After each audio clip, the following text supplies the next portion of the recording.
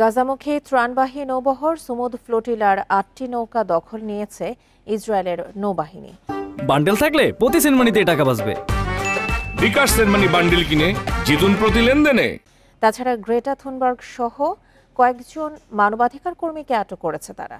বুধবার রাতে ভূমধ্যসাগরে গাজা থেকে প্রায় ১২০ কিলোমিটার দূরে ওই নৌযানগুলোতে ঢুকে পড়ে ইসরায়েলি সেনারা।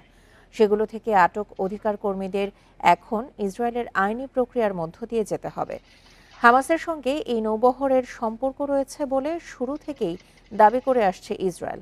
এদিকে সুমুদ ফ্লোটিলা থেকে অধিকার কর্মীদের আটকের পর ইসরায়েলি কূটনীতিকদের বহিষ্কার করেছে কলম্বিয়া। এছাড়া এর প্রতিবাদে গ্রিস ও তুরস্কে ইসরায়েলি কনস্যুলেটের সামনে বিক্ষোভ হয়েছে। এর আগেও কয়েকবার ফ্লোটিলার গাজামুখী জাহাজে হামলা বা বাধা দিয়েছে ইসরায়েল।